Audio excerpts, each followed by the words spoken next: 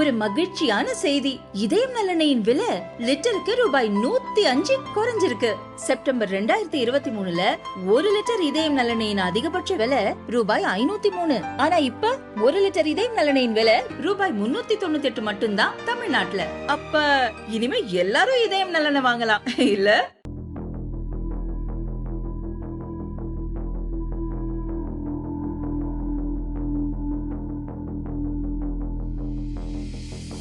திண்டுக்கல் மாவட்டம் நிலக்கோட்டையைச் சேர்ந்தவர் சீனிவாசன், வயது 20. மதுரை வாடிப்பட்டியில் ராயல் என்ஃபீல்டு 2 வீலர் பழுது நீக்கும் ஒர்க் ஷாப் நடத்தி வருகிறார். 3 ஆண்டுகளுக்கு முன் வாடிப்பட்டி போலீசில் சப் இன்ஸ்பெக்டராக இருந்த அண்ணாதுரை இவரது ஒர்க் ஷாப்பில்தான் அப்போதிலிருந்து தனது ராயல் என்ஃபீல்டு பைக்கை பழுது பார்த்து வந்துள்ளார். ஆனால் அதற்கான பணத்தை முழுமையாக கொடுக்காமல் இழுத்தடித்ததால் இதுவரை 8600 ரூபாய் பாக்கி இருப்பதாக சொல்லப்படுகிறது. இப்போது பாலமேடு போலீசில் சப் இன்ஸ்பெக்டராக இருக்கும் அண்ணாதுரை சில மாதங்களுக்கு முன்பு மீண்டும் தனது பைக்கை சீனிவாசனிடம் சர்வீஸுக்கு விட்டுள்ளார். அவர் சொன்ன வேலைகளை எல்லாம் செய்ய பொருட்கள் வாங்க தேவையான பணத்தில் அட்வான்ஸ் கூட கொடுக்காமல் பணியை முதலில் முடிக்குமாறு கூறியுள்ளார். ஆனால் ஏற்கனவே பழைய பாக்கி இருப்பதால் முதல் போட்டு செய்ய பணம் இல்லாமல் சீனிவாசன் தயங்கி வந்துள்ளார். இருப்பினும் அண்ணாதுரை தொடர்ந்து அழுத்தம் கொடுத்துள்ளார்.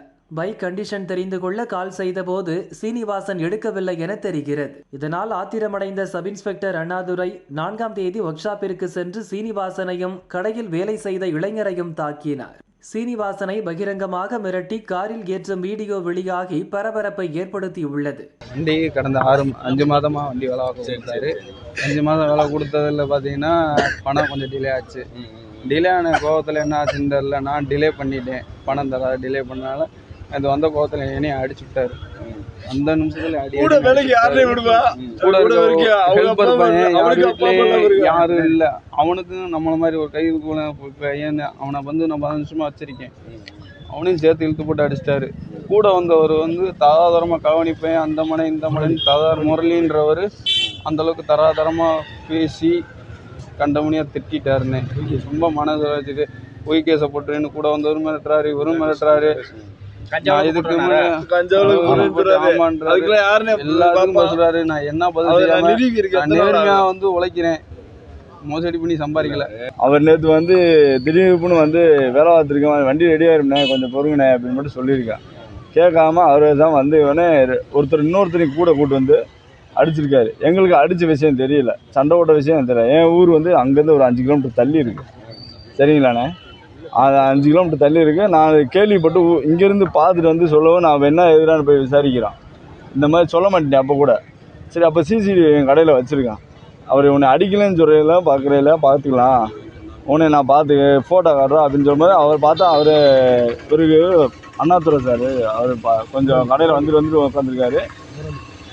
கூட வந்தவர் வந்து ஒருத்தர் வந்து முரளின்னு அவர் ஒருத்தர் கூட வந்து என்ன எதுனே கேட்காம வண்டி ரெடி ஆகிடுச்சு அதை கேட்காம அவரை தான் அடித்து கை நிட்டிட்டு பண்ணியிருக்காரு. போலீஸு உனக்கு என்ன வேணால் பார்ப்பான், காசு வாங்கியிருக்காருன்னு தெரியல, உனக்கு நான் என்ன வேணால் செய்ய வேண்டான்ற போய் கஞ்சா கேஸில் போடுவேன்டாரு. நாளைக்கு இவன் வாழ்வாதாரத்தை பாதிக்கிட்டு நான் யோசனை பண்ணி கம்ப்ளைண்ட் பண்ண வேணாண்டேன். இதுவே நாளைக்கு எங்கேயா வண்டி எடுத்துகிட்டு போகும்போது வரும்போது மறிச்சு ஏதாவது செஞ்சுட்டானா இவன் வாழ்க்கைக்கு யார் உத்தரவாதம் கொடுப்பான்? என் நம்பி யார் பார்ப்பா? ஒப்பனா சரணே யார் என் தம்பியை பாப்பா? இதெல்லாம் நான் நடிக்கல, என்ன முடியல. தப்பு இல்லாமல் எப்படி எழுத்துட்டு எனக்கு தெரியும்.